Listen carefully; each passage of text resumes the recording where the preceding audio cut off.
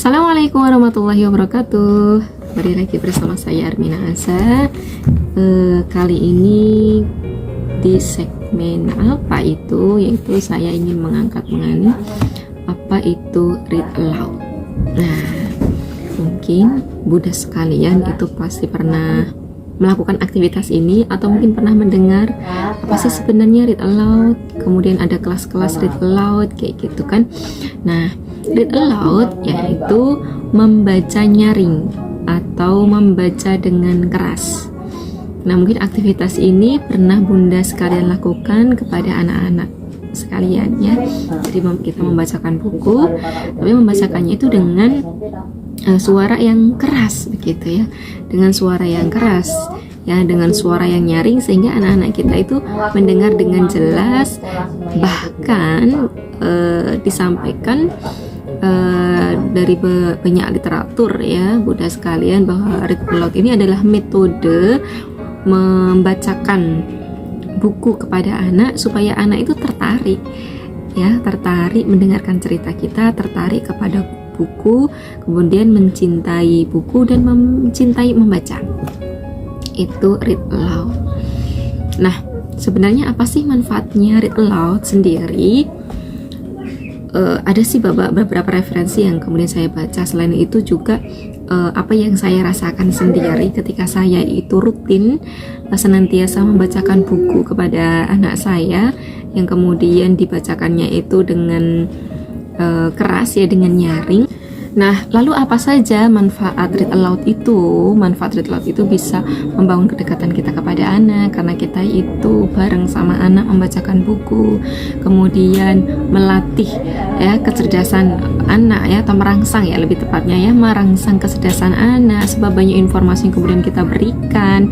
Karena ketika kita membaca buku, jangan lupa untuk memilihkan buku-buku yang itu memang benar gitu, yang baik gitu ya. Jangan sampai kita itu memilihkan buku yang hanya sekedar cerita-cerita bohong, yang informasinya tidak benar, hanya sekedar buku bacaan ala kadarnya. Nah, informasi yang benar itu datangnya kalau kita kaum muslim itu berasal dari Al-Quran dan As-Sunnah. Maka carilah buku-buku yang memang berusaha gitu kan ya, menjelaskan atau mengambil dari Al-Quran dan As-Sunnah, misalnya kisah Nabi Muhammad, kisah-kisah di dalam Al-Quran begitu.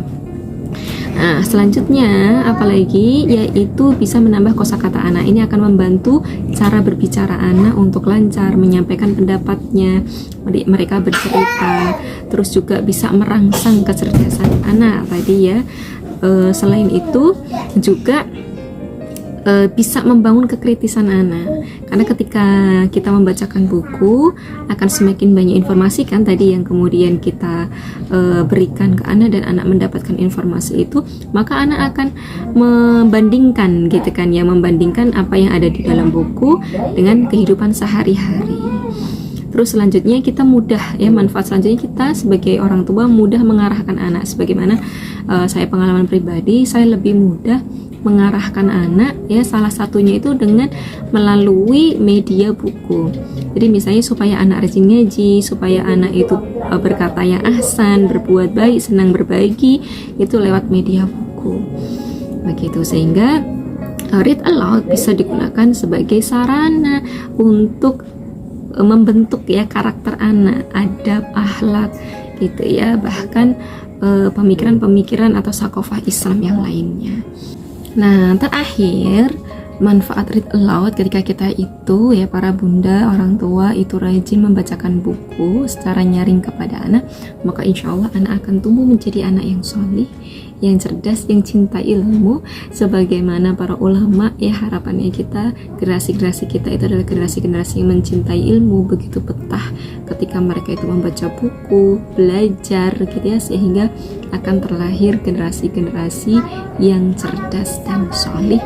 Bahkan harapannya mereka mampu menjadi pemimpin bagi orang-orang yang soleh. Nah, udah itu saja mungkin sharing dari saya mengenai apa itu read aloud.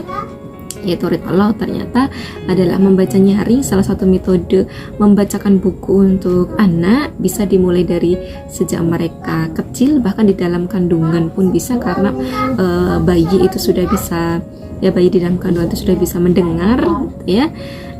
Sampai mereka itu mungkin tumbuh besar, mungkin bisa membaca sendiri, atau mungkin sampai SD gitu ya, TK gitu ya, itu bisa kemudian kita bacakan supaya tumbuh generasi-generasi yang cinta ilmu, cinta membaca, cinta literasi. Insya Allah itu saja. Barakallahu fikum, semoga bermanfaat. Jangan lupa like, share, komen, dan subscribe-nya. Assalamualaikum warahmatullahi wabarakatuh.